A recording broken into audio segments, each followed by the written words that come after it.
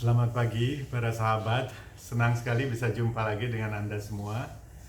Pagi ini saya akan sharing bagaimana kita mempersiapkan atau melakukan perjalanan wisata atau jalan-jalan ya. Kenapa ini penting? Karena di dalam berwisata, di dalam melakukan perjalanan, kita merasakan sebuah penyegaran khususnya untuk jiwa kita, untuk pandangan kita, agar supaya kita tidak bosan dengan rutinitas, agar kita supaya dapat merecharge energi kita dan kita kembali beraktivitas dan ke kantor itu dengan semangat yang tinggi, dengan jiwa yang segar gitu ya, sehingga kehidupan ini akan menjadi menyenangkan. Memang pada intinya adalah kehidupan ini adalah merupakan tanggung jawab buat kita. Buat seorang anak pun dia harus memiliki tanggung jawab di dalam kehidupan, apalagi kita sebagai orang dewasa gitu ya. Nah, sehingga ada masa-masanya kita letih, kita bosan, kita jenuh, sehingga kita memerlukan refreshing atau charging system agar jiwa kita, agar semangat kita menjadi pulih kembali, menjadi penuh dengan inspirasi, penuh dengan gagasan dan ide-ide. Nah, bagaimana kita melakukannya? Pertama, kita harus merencanakan perjalanan kita ini tujuannya untuk apa? Untuk berrekreasi misalnya, untuk bersenang-senang bersama keluarga, untuk mendapatkan suasana alam yang segar, yang fresh gitu ya. Nah, harus disesuaikan juga dengan kemampuan dan kondisi budget kita tentu saja gitu ya. Apakah kita memiliki budget yang cukup? Apakah kita memiliki keluangan dana yang cukup besar sehingga bisa melakukan perjalanan jauh atau lebih lama? Dan kemudian pertimbangan-pertimbangan lainnya, bagaimana dengan waktu sekolah anak-anak, bagaimana dengan waktu kegiatan di kantor atau kegiatan usaha para sahabat. Ini harus menjadi pertimbangan-pertimbangan sehingga kita planning barangkali di awal-awal tahun gitu ya. Kita di tanggal-tanggal berapa, di bulan-bulan apa kita akan melakukan sebuah refreshing berupa perjalanan wisata atau perjalanan untuk berekreasi gitu. Nah, ini berbeda sahabat dengan kegiatan weekly kita atau mingguan kita, yang kita barangkali bisa jalan-jalan ke mall terdekat, ke taman terdekat, atau mengunjungi saudara-saudara di tempat yang dekat. Ini berbeda. Ini adalah yang saya maksudkan perjalanan dalam tempo beberapa hari atau beberapa minggu untuk khusus berlibur gitu ya. Nah, sehingga total kegiatan kita adalah fokus untuk liburan, untuk menyenangkan diri, menyenangkan hati. Nah, kemudian bagaimana kita melakukannya?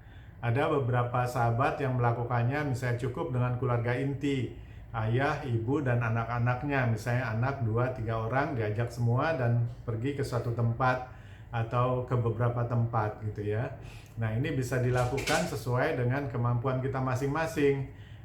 Kemudian bisa juga kita mengajak anggota keluarga, beberapa anggota keluarga, kita menyewa sebuah bis, menyewa beberapa kamar hotel, kemudian kita melakukannya secara bersama-sama keluarga kakak, keluarga adik, atau keluarga saudara kita yang lain gitu ya. Jadi keluarga, namun ini merupakan keluarga besar.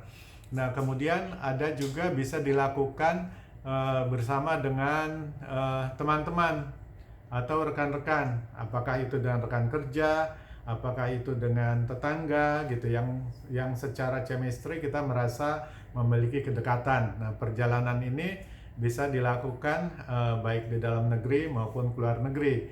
Ini pun perlu persiapan, karena jangan sampai kita merasa ada ketidaknyamanan di perjalanan. Kalau di dalam negeri tentu saja tidak perlu banyak dokumen-dokumen yang kita perlu siapkan. Mungkin masing-masing hanya perlu membawa KTP saja atau identitas masing-masing. Namun demikian berbeda bila mana perjalanan itu kita mau lakukan ke luar negeri. Kita harus pantau dulu kondisinya, apakah cuacanya sama dengan di Indonesia atau tidak pada saat perjalanan dilakukan. Bisa jadi di tempat kita sedang musim panas, musim panas, di tempat tujuan kita ternyata sedang musim dingin. Tentu saja kita bisa terjadi salah kostum gitu ya, sehingga harus dicek dulu. Kemudian perhatikan juga kondisi cuaca berdasarkan temperatur di sana, karena itu akan menyebabkan kita perbedaan di dalam membawa pakaian yang perlu kita bawa. Bisa jadi kita harus bawa pakaian tebal sekali karena tempatnya mungkin sedang musim salju gitu ya, sehingga di sininya kita sedang musim panas padahal di tempat tujuan sedang musim salju. Tentu kita harus membawa kostum yang tepat dan sesuai gitu ya, agar tidak terjadi saltum atau salah kostum gitu ya.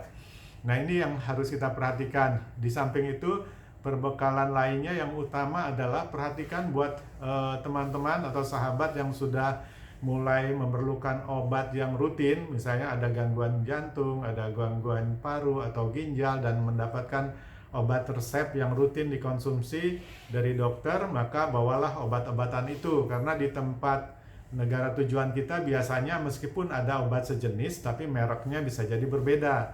Nah, khasiatnya juga bisa berbeda. Nah, untuk mencegah tidak terjadi kesulitan mencari obat di negeri orang, lebih baik kita persiapkan dari awal. Demikian juga kalau buat sahabat yang mau berwisata di dalam negeri, tentu saja perbekalan khusus yang diperlukan, misalnya makanan-makanan khusus yang praktis dan mudah diolah, itu perlu dibawa juga, karena biasanya anak-anak memerlukan makanan-makanan khusus itu, kesukaan mereka, yang barangkali tidak mudah ditemukan di tempat tujuan wisata atau tujuan perjalanan kita, itu ya.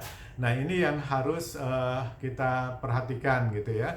Apalagi tentu saja perjalanan dalam kota akan berbeda dengan perjalanan keluar kota, sehingga kalau memang perjalanan keluar kotanya jarak jauh, perhatikan kendaraan yang kita gunakan. Apabila kita bawa kendaraan sendiri, apakah mesinnya sudah diservis, kemudian kaki-kaki roda-rodanya, dan juga mungkin ban, kemudian tingkat tekanan ban itu juga harus diperiksa sebelum berangkat. Di samping juga kualitas aki dari mobil tersebut atau kendaraan tersebut. Nah, jika menggunakan kendaraan publik, tentu itu jauh lebih simpel karena kita tinggal memesan tiket jauh-jauh hari sebelumnya, bila mana dilakukan pada saat hari liburan sekolah anak-anak gitu ya. Nah, ini yang harus kita perhatikan. Oke, sekarang mungkin para sahabat bertanya, buat apa sih kita jalan-jalan? Buat apa sih kita buang-buang uang gitu ya? Buat apa sih kita mengeluarkan budget sebanyak itu gitu ya? Hanya untuk bersenang-senang. Nah, dalam konteks senang-senang ini tidak hanya senang-senang yang kita maksudkan untuk sebuah kesia-siaan, tapi ini adalah untuk merecharge pemikiran kita, merecharge hati kita, kemudian merefleksikan kehidupan kita yang sudah kita jalani, dan kemudian kita memandang kepada orang-orang, lingkungan yang ada di tempat tujuan gitu. Bagaimana mereka bekerja, bagaimana mereka berusaha, bagaimana mereka melayani orang lain, sehingga dengan cara seperti itu akan timbul rasa syukur kita. Rasa syukur terhadap diri sendiri bahwa kita sudah mampu untuk melakukan perjalanan ke suatu tempat dan menikmati kondisi tempat atau lokasi tersebut. Nah, di sisi lain, ini juga refleksi buat kita bahwa dengan cara kita melakukan perjalanan, kita bisa mendapatkan ilmu-ilmu dan pengetahuan atau peluang-peluang bisnis, ide-ide bisnis.